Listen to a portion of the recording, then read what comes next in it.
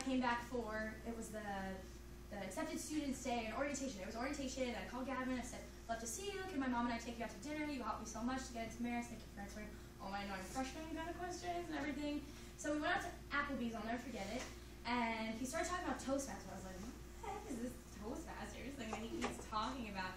He said, you know, you should really try it, it's not public speaking. I was like, I don't know, I'm a pretty confident kind of person, like, I think I'm pretty good at public speaking.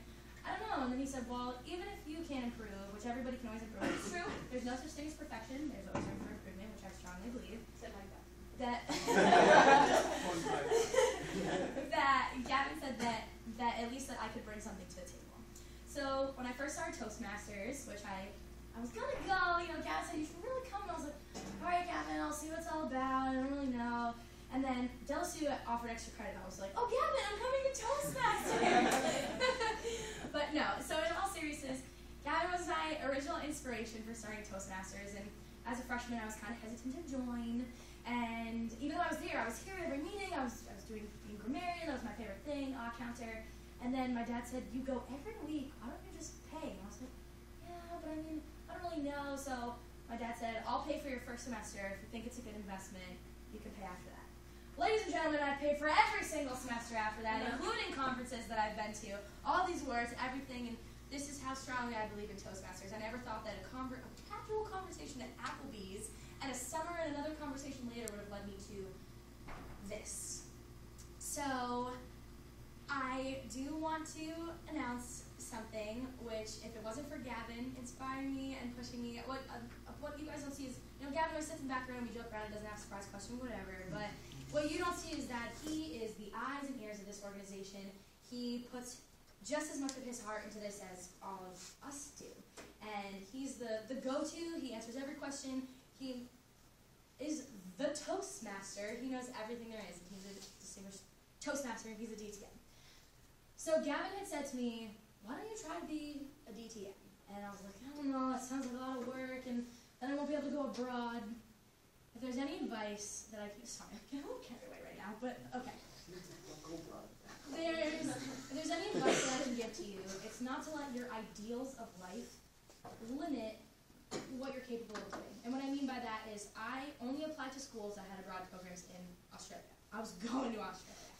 And but then I committed to being a DTM, which also meant that I couldn't cheerlead.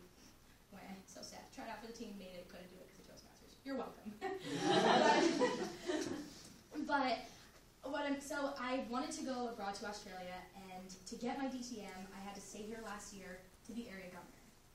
So the whole reason I'm telling you that is because you shouldn't let the idea of something, when you have an idea, it's that very moment in time of what you think things should be like. But just because it's what you think doesn't mean it's what it actually is or should be.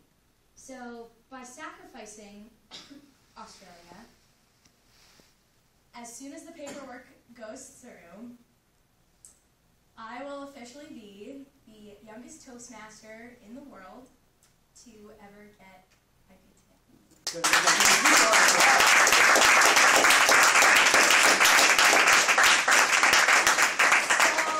if you look at Wikipedia, the youngest person to do it was in September of 2012, and he's 22. And this chica is 21. So thank you, Gavin, for everything you've done for me, everything you've done for this club. What all you don't know is that Gavin used to be Toastmaster, Table Topics Master, Announcements, Grammarian, Timer. Every speaker, every evaluator, Gavin was the meeting. And people would just come. And now he just comes, and he sits back and he relaxes because he developed a well-oiled machine and picked out all the leaders like you guys to be here and run and develop Toastmasters. So this is the man you need to thank at the end of the day. Gavin, thank you for being an inspiration to me, and for never giving up on any of us, and for believing in our little baby Toastmasters that is now a toddler. Congratulations. Please. Anyway.